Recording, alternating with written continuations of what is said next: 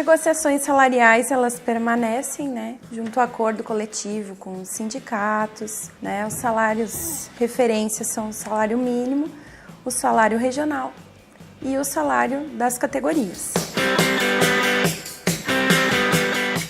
Os contratos, todos eles vão ser englobados pela nova reforma trabalhista, mesmo os assinados anteriores a ela. As férias é mediante negociação entre as partes. Ele pode dividir em 3 períodos, não sendo possível um período de menos de 14 dias o primeiro período, e os outros não podem ser menores que 5 dias. A empresa pode determinar esse tipo de acordo entre as partes, mas tem uma carência. Caso o funcionário trabalhe para a empresa, seja demitido, ele só pode ser recontratado após 18 meses a sua demissão. Funciona na mesma situação dos terceirizados também. A empresa contrata um terceirizado que já foi funcionário da empresa, também é a mesma carência. Antes de 18 meses não é possível contratar.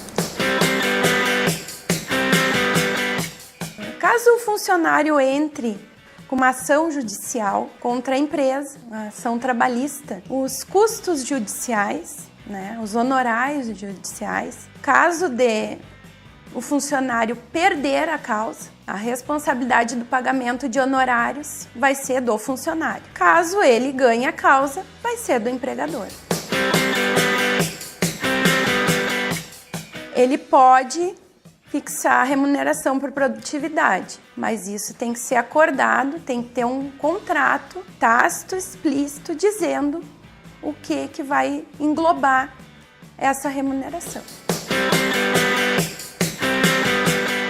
O trabalho intermitente ele foi criado, né, nessa nova legislação trabalhista e ele determina que o empregador pode contratar funcionários por um dia ou por horas, né?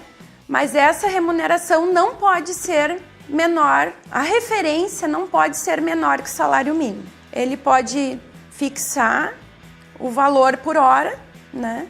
E então, após o funcionário cumprir aquela determinação, ele vai receber as horas ou o dia trabalhado e mais os encargos que ele tem direito. Proporcional de férias, 13º salário, o empregador vai convocar o funcionário em 3 dias, né? E o funcionário tem 1 dia para responder. Caso ele não responda, ele vai ter que pagar uma multa para o empregador de 50% sobre o valor estipulado do contrato dele. E caso o empregador não convoque ele a tempo, também está penalizado de pagar essa multa ao funcionário. A contribuição sindical ela deixou de ser obrigatória e passou a ser facultativa. O funcionário vai expressar a vontade de seguir pagando, mas ela deixa de ser obrigatória desde que não esteja no acordo coletivo da categoria. Se estiver uma cláusula nesse acordo coletivo, ela não pode ser facultativa, ela é obrigatória, para poder ter a referência daquele segmento, né? Então, ela segue pagando. As homologações, né? Que deixam de ser obrigatórias do sindicato e passam a ser acordo entre as partes, entre o funcionário e o empregador. Caso o funcionário deseje, ele pode pedir que seja feita no sindicato ou com a presença de um advogado, né? Mas isso tudo, o funcionário é que vai ser responsável por isso. O acordo é um outro tópico que foi legalizado nessa reforma, né? O que acontece no acordo? O empregador ele vai pagar 50% somente do aviso prévio, vai pagar 20% da multa rescisória do FGTS e o funcionário vai ter direito a sacar somente 80% do seu fundo de garantia e deixa de ter direito ao seguro-desemprego. trabalho insalubre, no caso das gestantes e lactantes, caso a empresa tenha algum setor que não seja insalubre, ela pode realocar essa funcionária para um local que seja salubre, e se não tiver um local, o funcionário vai ter que procurar um médico de sua confiança e fazer um laudo, levar até a empresa dizendo se ela pode ou não. Caso ela não possa, ela vai ter que ser afastada do trabalho, e aí teria um novo acordo entre as partes sobre essa questão do afastamento.